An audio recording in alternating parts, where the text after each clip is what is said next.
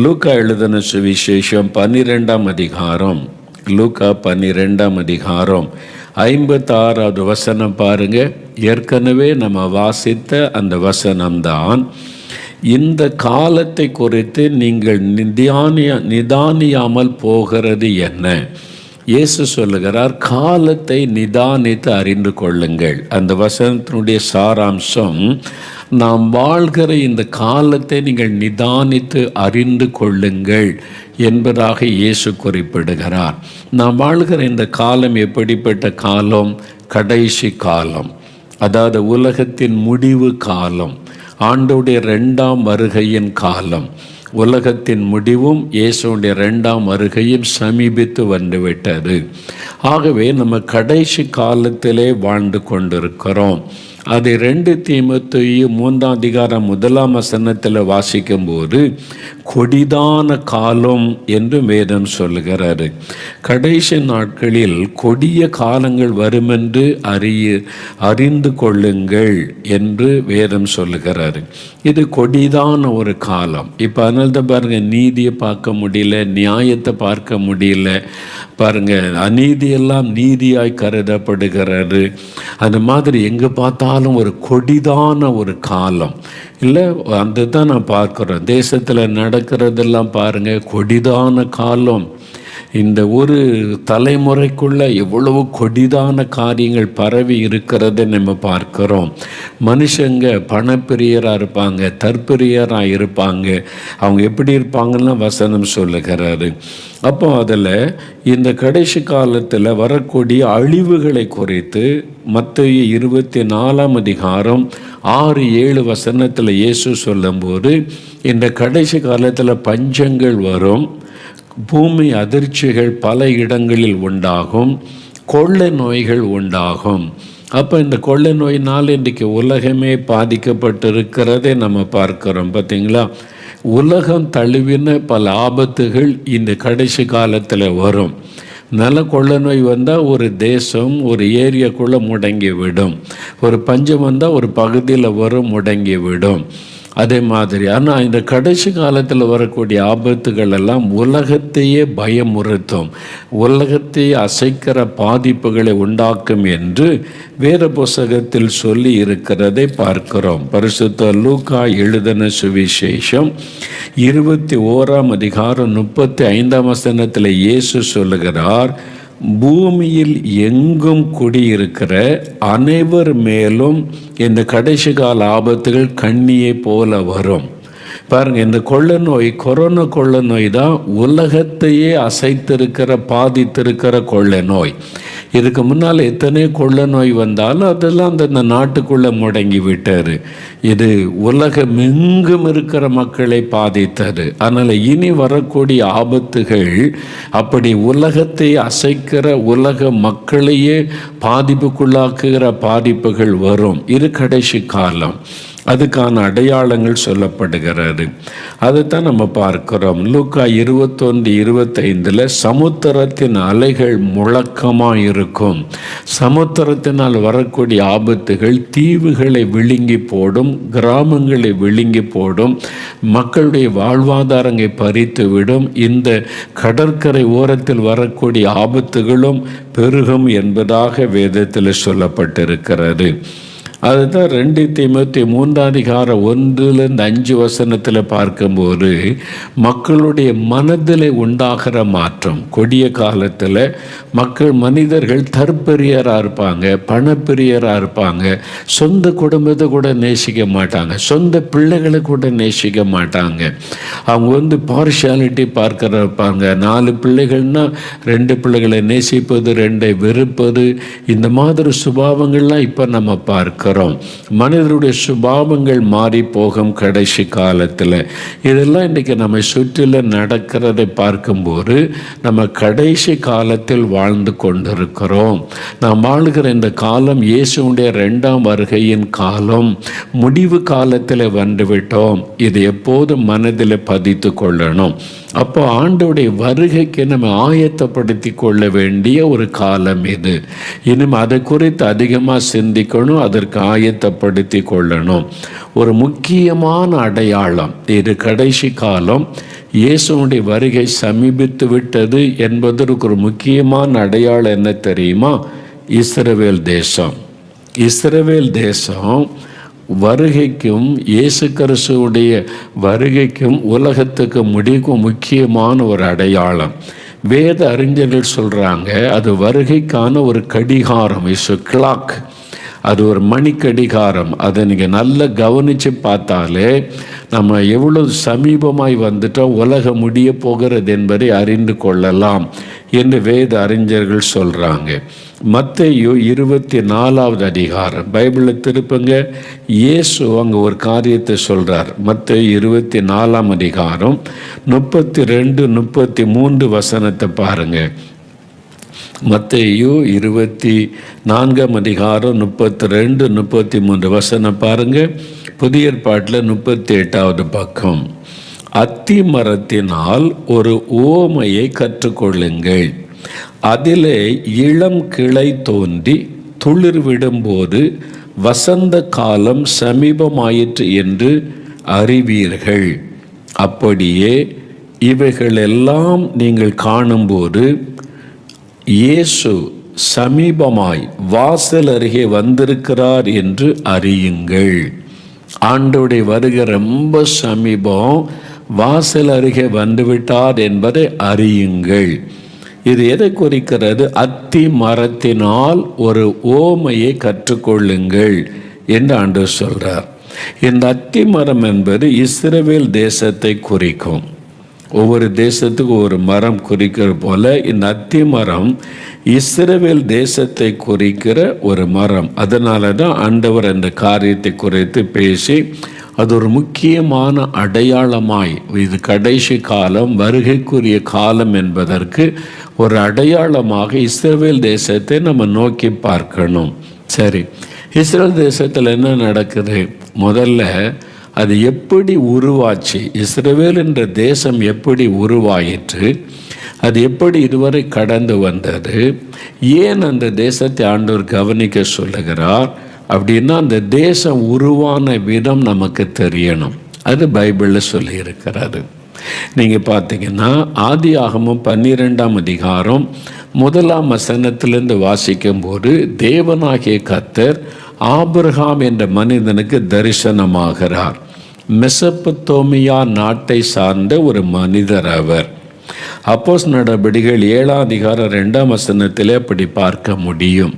ஆண்டவர் அவருக்கு தரிசனமாகி, ஆபிரகாமே, உன் சொந்த தேசம், சொந்த இனம், மக்களையெல்லாம் விட்டுவிட்டு நான் காண்பிக்கும் தேசத்துக்கு போ, நான் உன்னை ஆசீர்வதிப்பேன், உன் சந்ததியை பெருக பண்ணுவேன்னு வாக்கு கொடுக்கிறார். அது வரைக்கும் ஆபிரகாமுக்கு குழந்தைகள் இல்லை, 75 வயதாகிவிட்டார். அவர் ஆண்டவரை, கர்த்தரை, தேவனை, மெய்யான ஆண்டவர் யார் என்று இதுவரை அறியாமல் இருந்தார். இப்போ ஆண்டவர் தன்னை வெளிப்படுத்தி காண்பித்து அவர் ஒரு நல்ல ஒரு மனிதராய், நீதி உள்ள மனிதராய், பக்தி உள்ள மனிதராய் இருந்ததுனால தேவன் அவரை தெரிந்து கொண்டு தன்னை வெளிப்படுத்தினார். உடனே ஆபிரகாம் கீழ்ப்படிந்து அவர் தன்னுடைய சொந்த குடும்பத்தை விட்டு போகிற கானான் தேசத்துக்கு போ என்று ஆண்டவர் சொல்லுகிறார். அதுதான் இப்போ இருக்கிற இஸ்ரவேல் தேசம். அப்போது கானான் தேசம் என்று அழைக்கப்பட்டார். அங்கே வேறு மக்கள் வசித்து கொண்டிருந்தாங்க. அந்த தேசத்துக்கு நீ போ என்று சொன்னபோது ஆபிரகாம் தன் மனைவியோட, தன்னுடைய வேலைக்காரிகளோடு அவர் புறப்பட்டு போனார் என்று பார்க்கிறோம். அவருடைய குமாரன் தான் ஈசாக்கு. ஈசாக்குடைய மகன் யாக்கோபு. அந்த சந்ததி நீங்கள் பார்த்தீங்கன்னா தேவன் ஆபிரகாம், ஈசாக்கு, யாக்கோபு இந்த சந்ததியை தெரிந்து கொள்ளுகிறார். அதில் இந்த யாக்கோபு அவர் ஆண்டவரோடு கூட அவர் தனியாக இரவெல்லாம் போராடி ஜெபம் பண்ணி மேற்கொண்ட போது ஆண்டவர் அவருக்கு இஸ்ரவேல் என்று பெயர் வைக்கிறார். அப்படித்தான் இந்த தேசத்துக்கு பெயர் வந்தது. இஸ்ரவேல் என்ற தேசத்தை வைத்தவரே கர்த்தர். ஆதியாகமம் 32ஆம் அதிகாரம் 28வது வசனத்தில் நீங்கள் அதை பார்க்க முடியும். அந்த யாக்கோபுக்கு இனி உன் பேர் இஸ்ரவேல் எனப்படும். இஸ்ரவேல் என்றால் தேவனுடைய பிரபு என்று அர்த்தம். அந்த பெயரை ஆண்டவர் யாக்கோபுக்கு வைக்கிறார். அந்த பெயர் தான் இஸ்ரவேல் தேசத்திற்கு நிலைத்திருக்கிறது. இந்த யாக்கோபு அவருக்கு 12 பிள்ளைகள், அதிலிருந்து வந்ததான் 12 கோத்திரங்கள். இந்த யாக்கோபுக்கு பிறகு 12 அவருடைய பிள்ளைகளை வைத்து 12 கோத்திரங்களாக அந்த ஜனம் உருவாகிறாங்க. அவங்க தான் இஸ்ரவேலர்கள் என்று அழைக்கப்பட்டாங்க. எபிரேயர்கள், எபிரேய மொழி பேசினபடியினால் எபிரேயர்கள் என்றும் அவர்கள் அழைக்கப்பட்டார்கள். இப்போ ஆண்டவர் ஆபிரகாம்கிட்ட பேசுகிறார். ஆதியாகமம் 15ஆம் அதிகாரம் 13 to 16 வரைக்கும் நீங்கள் வேதத்தை வாசித்தீங்கன்னா ரொம்ப இன்ட்ரெஸ்டிங்கான ஒரு காரியத்தை பார்க்கலாம். ஆதியாகமம் வேத புஸ்தகத்தில் 15ஆம் அதிகாரம் 13 to 16 வசனங்களை பார்க்கும்போது ஆபிரகாமுக்கு ஆண்டவர் தரிசனமாகி பேசும்போது ஒரு காரியம் சொல்லுகிறார். என்ன ஆண்டவர் சொல்லுகிறார் என்றால், ஆண்டவர் சொல்றார், உன்னுடைய ஜனம், உன்னுடைய மக்கள், அதாவது உன்னுடைய சந்ததி 400 வருஷம் எகிப்து தேசத்தில் அடிமையாக இருப்பாங்க அப்படின்னு சொல்கிறார். 400 வருஷம். அது இங்கே எழுதப்பட்ட ஆதியாகமம் 15ஆம் அதிகாரம் 13 to 16 வசனத்தில் எழுதப்பட்டிருக்கிறாரு. அவங்க 400 வருஷம் எகிப்து தேசத்தில் அடிமையாக இருப்பாங்க. 4வது தலைமுறையில் அங்கிருந்து புறப்பட்டு வருவாங்க. அவங்க இந்த கானான் தேசத்தை நான் உங்களுக்கு தருவேன், உன் சந்ததிக்கு நீ கர்த்தர் பேசுகிறார். அந்த தேசம்தான் இஸ்ரவேல் என்று பெயரிடப்பட்டு இன்றைக்கு வரைக்கும் இஸ்ரவேல் தேசமாக இருக்கிறாரு. இந்த காரியத்தை கவனிச்சா யாத்திராகமத்தில் மோசே என்ற தேவ மனிதரை எழுப்பி மோசே தலைமையில் 30 லட்சம் பேர் எகிப்தின் அடிமைத்தனத்திலிருந்து விடுதலை ஆகிறாங்க. இவங்க யோசேப்பு காலத்தில் அவங்க எகிப்து தேசத்துக்கு போனாங்க. எகிப்து தேசத்தில் யோசேப்பை கர்த்தர் உயர்த்தினார், யாக்கோபுடைய குமாரனாகிய யோசேப்பை. அதன் பிறகு அவன் தேசத்துக்கே ஆசீர்வாதமாக இருந்தார் யோசேப்பு. இவங்க பலுகி பெருகினாங்க. இந்த இஸ்ரவேலர்கள், எபிரேயர் என்று சொல்லக்கூடியவங்க, எகிப்தியருக்கு அவங்க மேலே பயமும் பொறாமையும் உண்டானது. இவங்க நம்ம நாட்டையே பிடித்து கொள்ளுவார்கள் என்று பயந்து அவங்கள அடிமைகள் ஆக்கிட்டாங்க. கட்டட வேலை செய்ய வச்சு கடினமாய் வேலை வாங்கி அவங்கள அடிமைகளாக வச்சுட்டாங்க. 400 வருஷம் அடிமைத்தனம். 430 வருஷத்துக்கு பிறகு ஆண்டவர் மோசே மூலமாக அவரை விடுதலையாக்கி கொண்டு வருகிறதை நாம் பார்க்கிறோம். ஆண்டவர் விடுதலையை கொண்டு வந்தால் 6 லட்சம் புருஷர்கள் என்று வேதம் குறிப்பிடுகிறது. அப்போ பெண்கள், வயசானவங்க, குழந்தைகள்லாம் சேர்த்து கிட்டத்தட்ட 30 லட்சம் பேர் அவங்கள வனாந்தரத்திலே வழி நடத்துகிறார். 40 வருடங்கள், 40 நாள் பிரயாணம். இந்த மக்கள் கீழ்ப்படியாமல் விசுவாசிக்காமல் ஆண்டவரை முறுமுறுத்ததுனால வனாந்தரத்திலேயே அவங்கள சுற்றி நடக்க பண்ணி 40 வருடங்கள் வனாந்தரத்தில் தேவன் நடத்தினார். ஆனால் 40 வருஷமும் அவங்களுக்கு உணவு கொடுத்தார், தண்ணீர் கொடுத்தார், அவங்கள பாதுகாத்தார், அவங்களுக்கு எந்த தீங்கு வராதபடி காத்து நடத்தி கொண்டே வந்தார். அவங்களே சாபத்தை வருவித்து கொண்டு அவங்களே தேவனை துக்கப்படுத்தி சில நியாய தீர்ப்பின் தண்டனைகளை பெற்று கொண்டார்களே அல்லாமல் ஆண்டவர் அவங்க மேலே ரொம்ப அன்பு வைத்து கரிசனையோடு நடத்தினார். அப்படி வரும்போது தான் சீனாய் மலையில் தேவன் அவளுக்கு 10 கட்டளைகளை கொடுக்கிறார். மனிதன் கடைப்பிடித்து நடக்க வேண்டிய கட்டளைகள். இதுதான் வேற மனிதனுக்கு கொடுக்கப்பட்ட, கடவுளால் கொடுக்கப்பட்ட கட்டளைகள். முதல் மனிதன் இப்படித்தான் வாழணும், இருக்கணும் என்று சொல்லி கடவுளே மனிதனுக்கு எழுதி கொடுத்த கட்டளைகள் 10 கற்பனைகள். அதை மோசே கையில் கர்த்தரே தன் விரலினால் எழுதி கொடுத்தார் என்று சொல்லப்பட்டிருக்கிறாரு. இந்த மலையில் வச்சுதான் நியாயப்பிரமாணம் என்கிற சட்ட புஸ்தகத்தை தேவன் எழுதி கொடுக்கிறார். மோசேகிட்ட சொல்லுகிறார், அதாவது பாவத்துக்கு ஏற்ற தண்டனை, தவறுக்கு ஏற்ற தண்டனை, இப்படி தான் மனிதன் வாழணும், இப்படி தான் அவனுடைய ஃபேமிலி இருக்கணும், இப்படி தான் அவன் நடக்கணும், இதை மீறி நடந்தால் அவனுக்கு என்னென்ன தண்டனைகள் என்று அதுக்கு நியாயப்பிரமாணம் என்று பெயர். அது மத சம்பந்தமான ஒழுங்குகளையும் தேவன் எழுதி கொடுக்கிறார். மக்களுடைய வாழ்க்கை முறைகளையும் தேவன் எழுதி கொடுக்கிறார். அந்த 2 விதமான காரியத்தையும் அதில் நீங்கள் பார்க்க முடியும். வேதத்தில் அது எழுதப்பட்டிருக்கிறது. மனிதர்களுக்கு கடவுளிடத்திலிருந்து வந்த கட்டளைகளும் இந்த நியாய சட்டங்களும் இவைகள் முதல் தேவன் மனிதனுக்கு எழுதி கொடுத்தது. மோசே அதை எழுதி அதை அவன் புஸ்தகமாக அவனுடைய கையிலே கொடுத்தார் என்று. அந்த காலத்தில் அவங்க எழுதுகிற முறையின்படி அவங்க தோல் சுருளில் எழுதுனாங்க. எவ்வளோ கஷ்டப்பட்டிருப்பார் யோசித்து பாருங்க, எழுதி கொடுத்தார். இப்போ அவங்க 40 வருஷம் பிரயாணப்பட்டு கானான் தேசம் என்று சொல்லக்கூடிய தேசத்தை தேவன் அவளுக்கு கொடுத்தார். இப்போ அதில் 10 இன மக்களினால் எமோரியர்கள் என்று அழைக்கப்பட்டாங்க. ஆதியாகமம் 15ஆம் அதிகாரம் 16லிருந்து 21 வாசிக்கும் போது ஆண்டவர் சொல்றார், 10 இன மக்கள் இருக்கிறாங்க.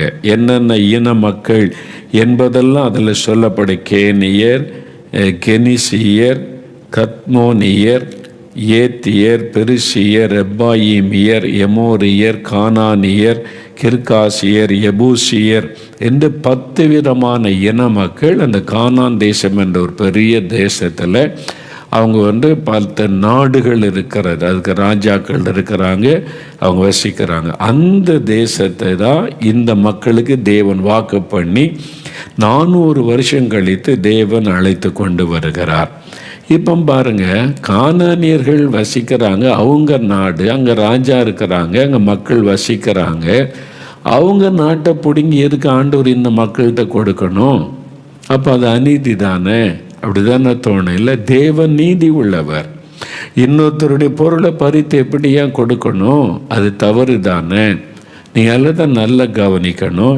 ஏன் ஆண்டவர் இந்த கானானியர்களை அழித்து இஸ்ரவேலர் கையில் அந்த நாட்டை ஒப்படைத்தார் என்று சொன்னால் அதுக்கு ஒரு காரணம் தெளிவாக ஆண்டவர் சொல்றார் பாருங்க. ஆதியாகமம் 15ஆம் அதிகாரம் 16வது வசனம் பாருங்க.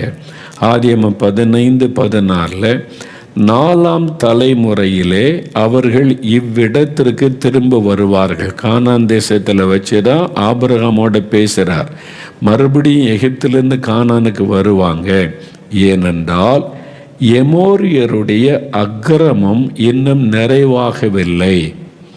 இந்த எமோரியர் என்று சொல்லக்கூடிய கானானியர், இந்த 10 இன மக்கள் இருக்கிறாங்களே, அவங்க கடவுள் பயமே அவங்களுக்கு கிடையாது.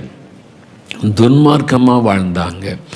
மந்திரவாதம், பில்லு சூனியம், ஆட்களை பலி செலுத்துவது, வாலிப பெண் பிள்ளைகளை பலி செலுத்துவது, யாருக்கும் பயப்பட மாட்டாங்க. துன்மார்க்கம், அந்த மாதிரி ஒரு வாழ்க்கை.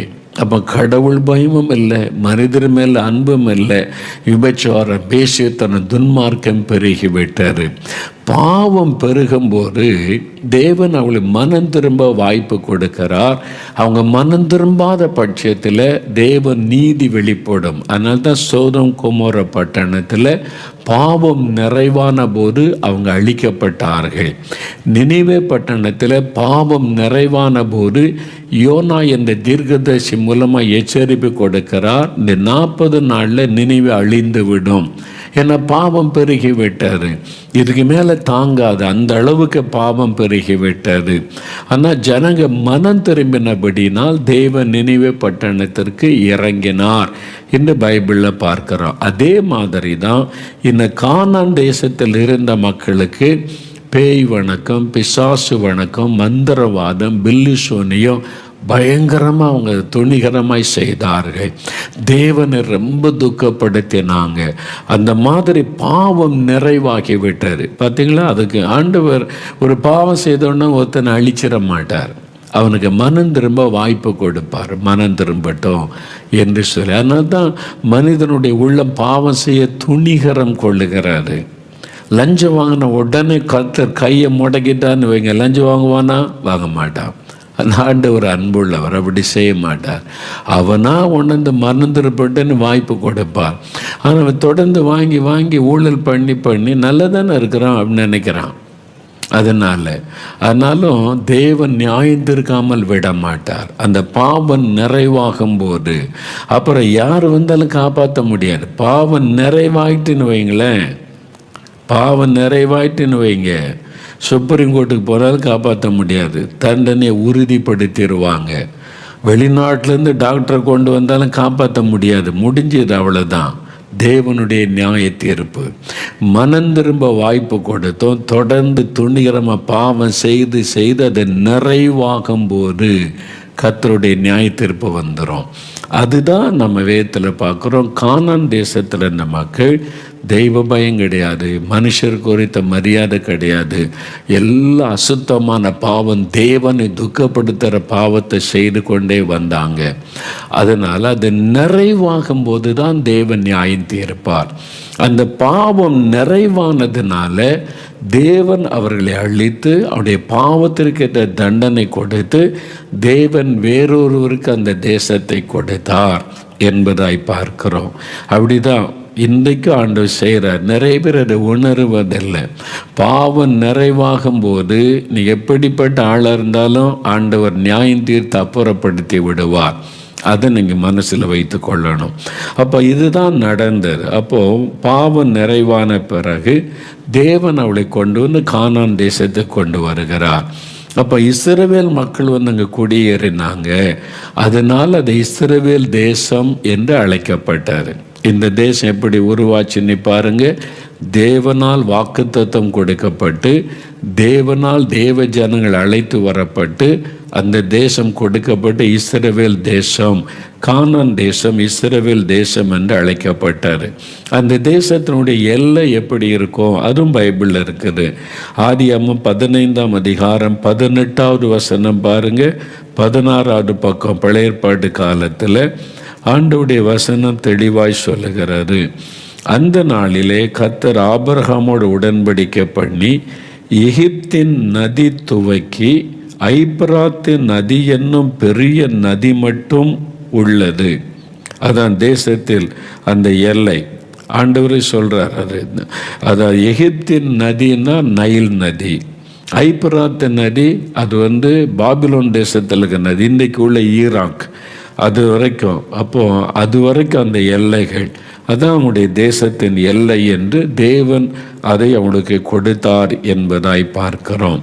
அப்போ மோசேனுடைய காலம் அவளை வனாந்தரத்திலே வழிநடத்தி கொண்டு வந்ததோடு முடிந்து யோசுவா என்கிற மனிதனை எழுப்பி தான் யோசுவாவின் புஸ்தகம் பைபிளில் முதல் 5 புஸ்தகத்தில் மோசே தான் அதை எழுதினார். அவர் வந்து எப்படி நடத்தி கொண்டு வந்தார் என்றெல்லாம் பார்க்கிறோம். யோசுவாவின் புஸ்தகத்தில் வரும்போது தான் யோசுவா இந்த கானானியரோடு யுத்தம் பண்ணி அவர்களை அழித்து அந்த பாவத்திற்கு என்ற தண்டனை கர்த்தர் கொடுத்தா அவங்க அழிக்கப்பட்டு அது இஸ்ரவேல் தேசமாய் உருவாகிறது. யோசுவா தான் தேசத்தை பங்கிட்டு இந்த 12 கோத்திர மக்களுக்கும் இந்த மனாசே கோத்திரத்தார் இங்கே இருங்க, நீங்கள் வந்து செமியன் கோத்திரத்தார், ரூபன் கோத்திரத்தார், யூதா கோத்திரம், ஒவ்வொரு கோத்திரமும் எங்கே குடியேறணும்னு அந்த தேசத்தை பகுத்து அதை ஒழுங்கு பண்ணி ஒவ்வொரு கோத்திரமும் ஒவ்வொரு இடத்துல குடியேறும்படி செய்தார் என்று நியாயாதிபதிகளின் புஸ்தகத்திலே வாசிக்கிறோம். இப்படி தான் இஸ்ரவேல் தேசம் உருவானது. அந்த தேசத்தை முதலாவது தேவன் ஆட்சி பண்ணி கொண்டு வந்தார். நியாயாதிபதிகள்னு ஒரு புஸ்தகம் இருக்குது. நியாயாதிபதிகளை லீடர்ஸை கர்த்தர் எழுப்பி அந்த தேசத்துக்காக யுத்தம் பண்ணி தேசத்தை பாதுகாக்க கர்த்தரே கூட இருந்து உதவி செய்தார். அதில் கிதியோன், சிம்சோன், எப்தா போன்ற நீதிபதிகள், நியாயாதிபதிகள் ரொம்ப பிரபலமானவங்க பைபிளில் இருக்கிறாரு. நியாயாதிபதிகள், ஜட்ஜஸ், அவங்கள வச்சு தான் மக்களை அவர் வழி நடத்தினார். அதன் பிறகு அந்த மக்கள் எங்களுக்கு ராஜா வேணும், எல்லா நாட்டிலையும் அந்த பக்கத்து நாடு மோவாபில், அம்மோனியர் அங்கெல்லாம் ராஜா இருக்கிறாங்க, எகிப்தில் ராஜா இருக்கிறாங்க, எங்களுக்கும் ஆளை ராஜா வேணும் அப்படின்னு கேட்டாங்க.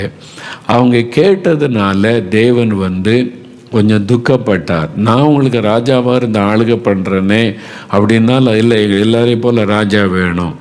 அதனால் ஆண்டவர் கர்த்தரே ராஜாவை ஏற்படுத்தி கொடுத்தார். அப்புறம் தான் ராஜாக்களின் காலம் வருகிறது. இஸ்ரவேல் தேசத்தில் நியாயாதிபதிகளின் காலம் போய் ராஜாக்களின் காலம்.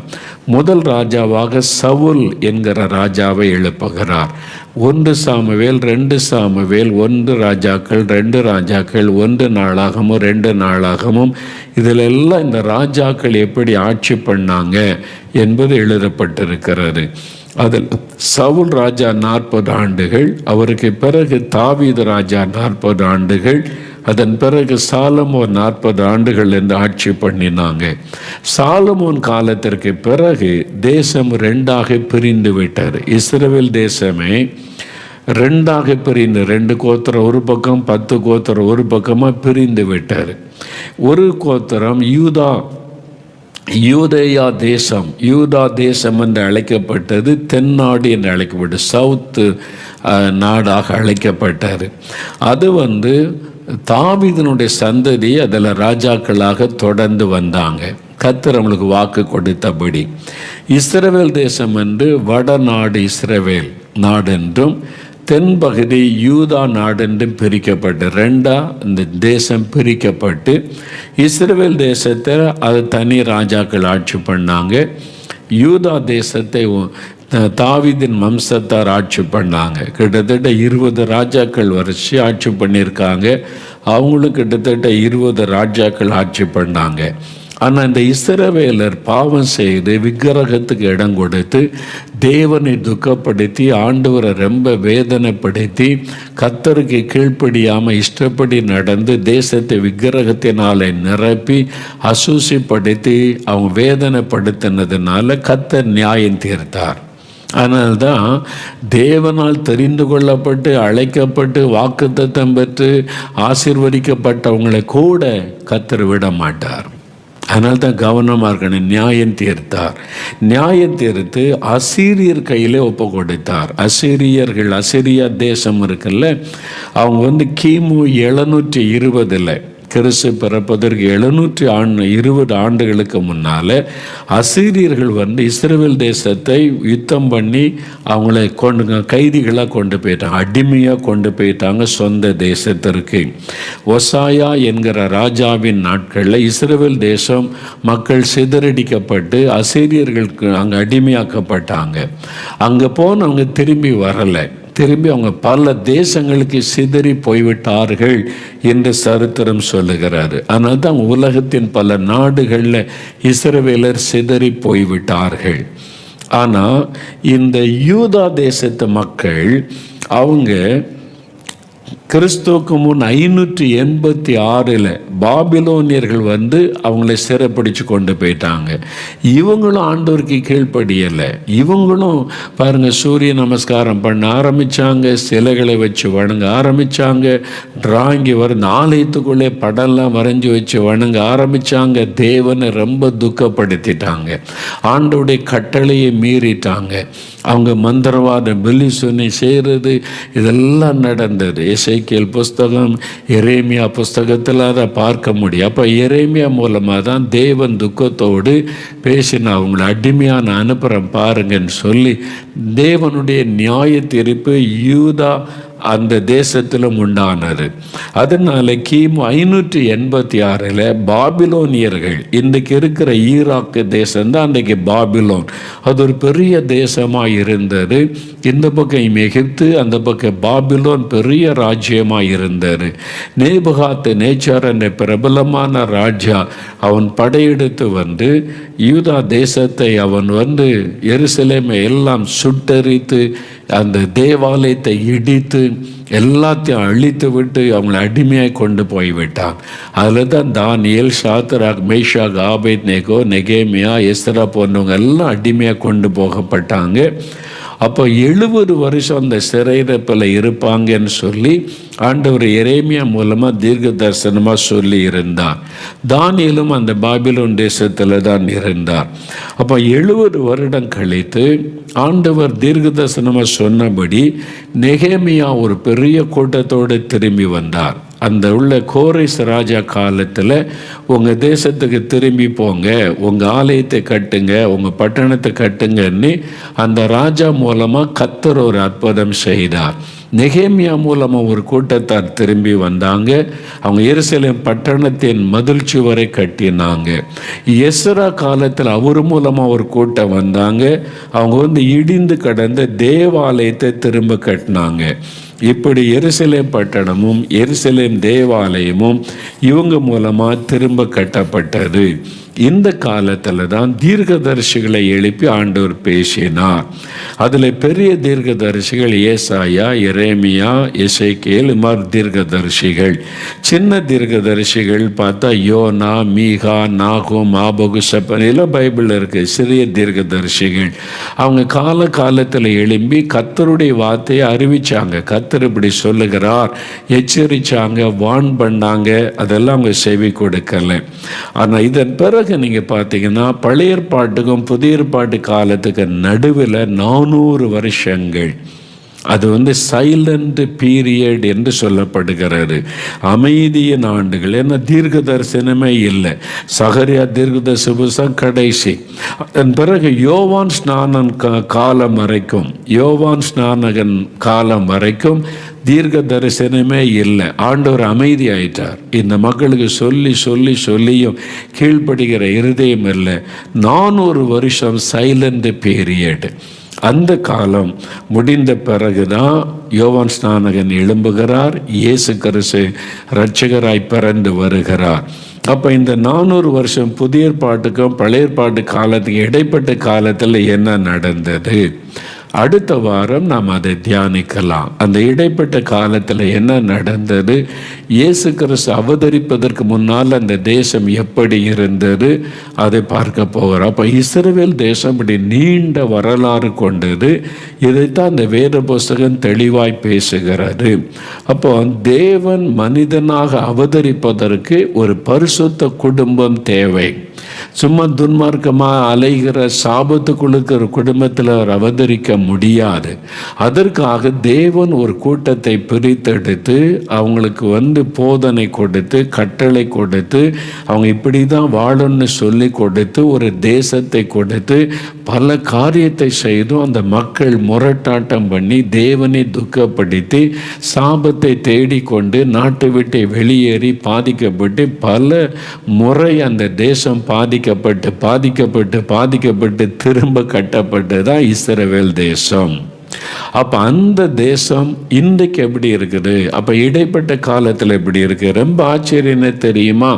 இயேசுவின் நாட்களுக்கு பிறகு மறுபடியும் அந்த தேசம் அழிக்கப்பட்டு தேசமே இல்லாமல், இஸ்ரவேல் தேசமே இல்லாமல் போய்விட்டார். கிட்டத்தட்ட 1900 வருஷம், 19 நூற்றாண்டுகளுக்கு பிறகு மறுபடியும் அந்த தேசம் உருவானது. அது எப்படி? அடுத்த வாரம் அதை குறித்து உங்களுக்கு வேத வசனத்தோடு விளக்கி சொல்லுகிறேன். அந்த சரித்திரத்தை நம்ம அறிந்து கொண்டால் இனி இஸ்ரவேல் தேசத்தில் என்ன நடக்க போகிறது அதையும் நம்ம அறிந்து கொள்ளலாம். எல்லா வேதத்தில் இருக்கிறது. நம்ம அதை அறிந்து கொண்டால் நம்ம கடைசி காலத்தில் வாழுகிறோம். ஆண்டோடைய வருகை சமீபம். எல்லாம் நம்ம ரெடியாகணுன்றதை நம்ம தெளிவாய் அறிந்து கொள்வோம். சரியா? அப்போ வேதத்தை சரியாக நம்ம அறிந்து கொள்ளணும். இப்போ நம்ம ஜெபிக்கலாமா?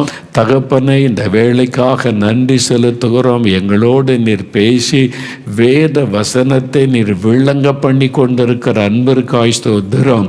எங்களுக்கு முன் அடையாளமாக, உம்முடைய வருகைக்கு அடையாளமாக இஸ்ரவேல் தேசத்தை நிறுத்தி இருக்கிறீர். அதை குறித்து நாங்கள் தெளிவாய் அறிந்து கொண்டு உம்முடைய வருகைக்கு நாங்கள் ஆயத்தமாக எங்களுக்கு உதவி செய்யும். இதை கேட்டுக்கொண்டிருக்கிற நம்முடைய பிள்ளைகள் ஒவ்வொருவரையும் நீர் ஆசீர்வதியும். வசனத்தின் வெளிச்சம் அவர்களுக்குள்ளே வரட்டும். வசனத்தை தெளிவாய் அறிந்து கொள்ள கிருபை தாரும். ஆசீர்வதியும். இயேசு கிறிஸ்துவின் நாமத்தில் ஜெபிக்கிறோம் பிதாவே. ஆமேன், ஆமேன். என் ஆத்துமாவே கர்த்தரை சோஸ்திரி, என் முழு உள்ளமே அவருடைய பரிசுத்தமுள்ள நாமத்தை சோஸ்திரி. என் ஆத்துமாவே கர்த்தரை சோஸ்திரி, அவர் செய்த சகல உபகாரங்களை மறவாதே. ஆமேன், ஆமேன்.